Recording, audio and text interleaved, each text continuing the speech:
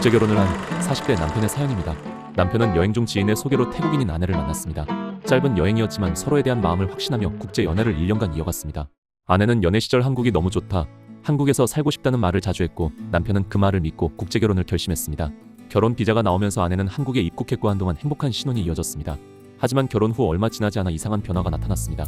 아내가 집에 머무는 시간이 줄었고, 하루, 이틀 외박을 하더니 며칠씩 집에 들어오지 않는 날도 생겼습니다. 아내에게 전화해 어디에 있느냐고 물으면 언제나 태국인 친구나 언니 집이라는 대답만 돌아왔습니다. 결혼한 지 겨우 몇 달이 지났을 뿐인데 사실상 함께 살지 않은 부부나 마찬가지였습니다. 잦은 외박에 대해 질타를 하면 아내는 한국 생활이 답답하다, 집에 혼자 있으면 숨이 막힌다며 눈물을 터뜨렸습니다. 남편은 그래도 부부라면 최소한 같은 집에 살아야 하는 것 아니냐고 했지만 대화는 늘 평행선을 달렸습니다. 아내는 가끔 집에 들러오만 갈아입거나 생활비만 받아 나갔습니다. 남편은 점점 이 결혼이 정상적인 부부 관계가 맞는지 혼란스러워졌습니다.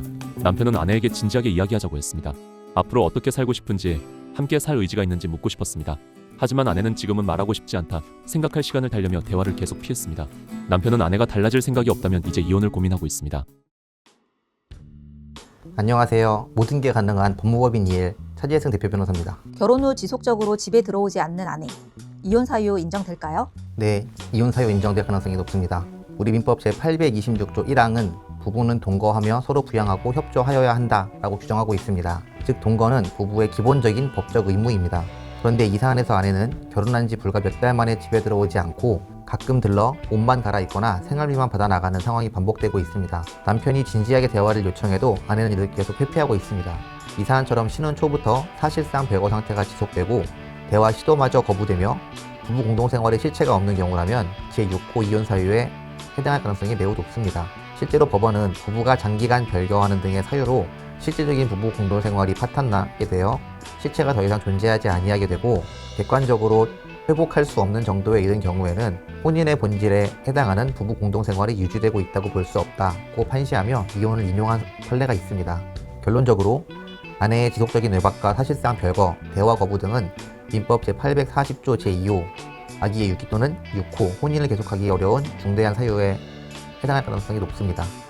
이혼하면 외국인 아내의 결혼 비자와 체류 자격은 어떻게 바뀌나요? 아내는 현재 F6 결혼 이민 체류 자격으로 국내에 체류하고 있을 것으로 보여집니다. 이혼이 성립하게 되면 원칙적으로 결혼 이민 체류 자격의 기본 요건인 국민의 배우자 지위를 상실하게 됩니다. 이 경우 크게 세 가지 상황으로 나눠서 생각해 볼 수 있습니다.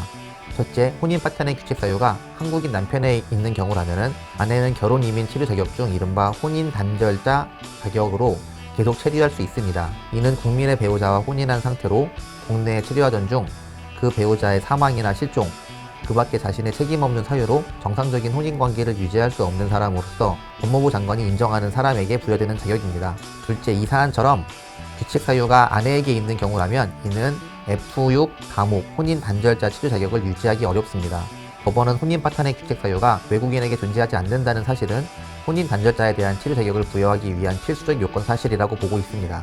대법원도 F6 감옥 체류 자격의 입법 취지에 대해 대한민국 국민과 혼인하여 당초 결혼 이민 체류 자격을 부여받아 국내에서 체류하던 중 국민인 배우자의 규칙 사유로 정상적인 혼인 관계를 유지할 수 없게 된 외국인에 대하여 인도주의적 측면에서 계속 체류할 수 있도록 허용하기 위한 것이라고 명확히 밝히고 있습니다. 셋째, 이혼 후 아내에게 규칙 사유가 있어 F6 자격을 유지할 수 없게 되면 아내는 원칙적으로 출국하거나 다른 체류 자격, 방문 동거 등으로 변경을 시도할 수 있습니다. 다만 이 역시 법무부의 재량적 판단에 따르게 됩니다. 결론적으로 이 사안에서 이혼의 규칙 사유가 아내에게 있다고 인정된다면 아내는 결혼 이민 체류 자격을 상실하고 원칙적으로 출국해야 하는 상황에 처할 수 있습니다. 처음부터 결혼 이사 없이 비자만 노린 거라면 혼인 무효라고 할 수 있나요? 네, 혼인 무효로 볼 수 있습니다. 민법 제815조 1호는 당사자 간의 혼인의 합의가 없는 때를 혼인 무효 사유로 규정하고 있습니다. 여기서 혼인의 합의란 단순히 혼인 신고를 하겠다는 의사가 아니라 사회관념상 부부라고 인정되는 정신적, 육체적 결합을 생기게 하는 의사의 합치를 의미합니다. 대법원은 외국인 여자가 대한민국에 입국하여 취업 등을 하기 위한 방편으로 대한민국 국민인 남성과 혼인신고를 하였더라도 위와 같은 혼인의 합의가 없다고 보아 혼인은 무효라고 판단한 바 있습니다.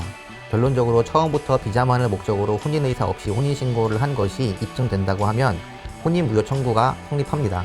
다만 입증의 난이도가 매우 높을 수 있으므로 실무적으로는 이혼 청구와 병행을 하거나 이혼 청구를 우선적으로 진행하는 게 더 바람직할 수도 있습니다.